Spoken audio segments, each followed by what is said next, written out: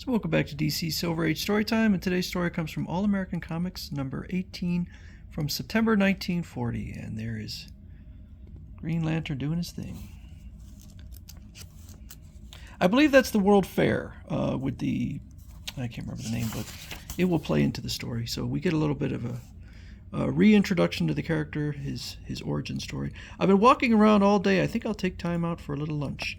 So he goes out to lunch and spots this woman pulling a gun on this fellow. I say, what goes on here? Looks like hunting season has opened unofficially. So he goes over there to find out what's going on, and she explains, well, they go out to a park or something. Now, suppose you tell me why you wanted to kill that man. Because he framed my brother so that he was put in prison. That man is Murdoch, the gang leader. My brother Danny used to work for him. Danny wanted to go to quit and go straight, but Murdoch wouldn't let him. One night Danny was hit over the head, whiskey was poured over him and inside his car. Murdoch's hirelings drove the car onto the sidewalk and killed a woman. When the police came, they found my supposedly drunken brother alone at the wheel. And I suppose they didn't believe he was framed and found him guilty of manslaughter. Very neat. But why didn't Danny spill the beans about Murdoch's other criminal activities? That'd get even with him. He was afraid Murdoch's men might harm me. Oh, if only I could do something. I'm going to see a friend of mine who dabbles in criminal cases. Perhaps he can help Miss Miller, Irene Miller. Oh, I can't thank you enough. You've given me new hope. So he goes back and changes it into the Green Lantern and activates his ring by speaking his magic words. Then he flies out to the prison to talk to her brother. The only way to enter that is the fourth dimension. These pages are in here so tight, it's hard to read this. What? Who? Who are you? Don't be afraid. I've helped others, and I'd like to help you. I'm known as the Green Lantern. And you say Murdoch owns the Cafe Condor. There must be a reason. That was just an excuse to get inside the grounds. He wants to work a protection racket there. Furthermore, I know he intends to steal the proceeds of the Hall of Music concert that is to be used to fight infantile paralysis. It's quite a haul.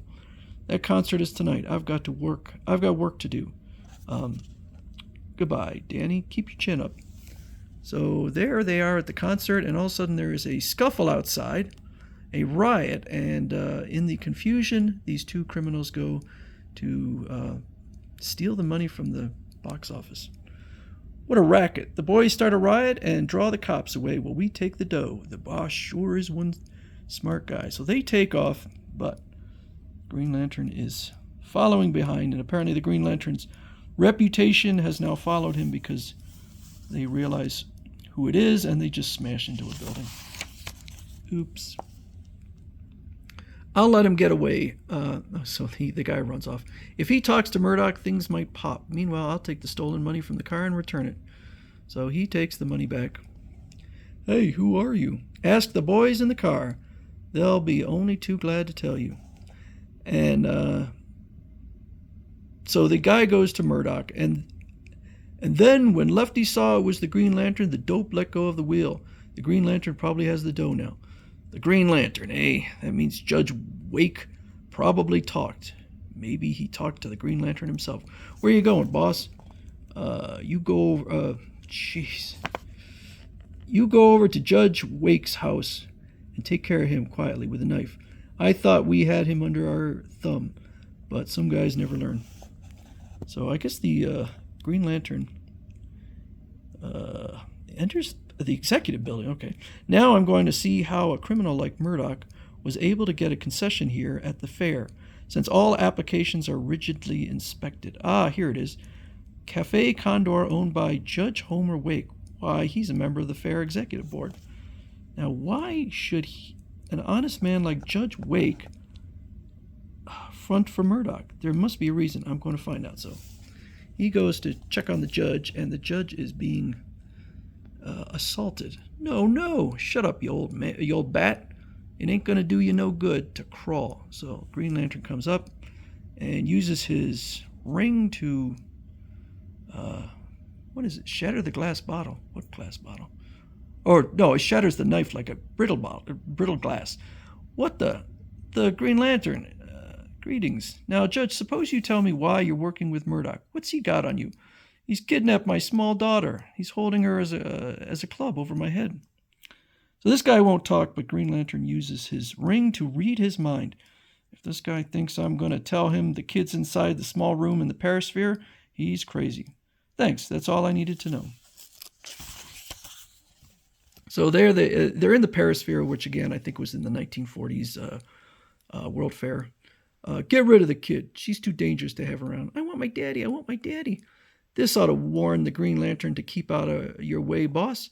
But the Green Lantern shows up. On the contrary, this will only make me keep in your way all the more. So they fire on the Green Lantern, but bullets have no effect. Why don't you die? You should be dead. I'm too busy to die. I've got to take care of you first. So he climbs up to the top of the Perisphere. And they start fighting, and the guy starts getting the best of the Green Lantern. I don't know why he didn't just stand back and use his ring. It's a distance weapon. I've got you now. Not quite. So he, I guess, grabs his leg and causes the guy to slip off the Perisphere down into the ground. Murdoch, you're dying. Before you pass out, why not do one decent act? Confess you framed Danny Miller. Ugh, so that's it. Okay, Green Lantern, you win. I'll talk. Sure, I framed the kid. I didn't like anyone to quit my mob. Dead. He's escaped, but not among the living. I got it all. This will free the boy Miller all right. Mr. Scott, have you heard? My brother is going to be freed. Isn't it wonderful? So I've read in the papers. I guess my friend wasn't fast enough to compete with the Green Lantern. The Green Lantern? How I'd love to meet him and thank him. He's marvelous. Well, if you ever meet him, it will be two marvelous people getting together. He's talking about himself. But meanwhile, how about me till he comes along?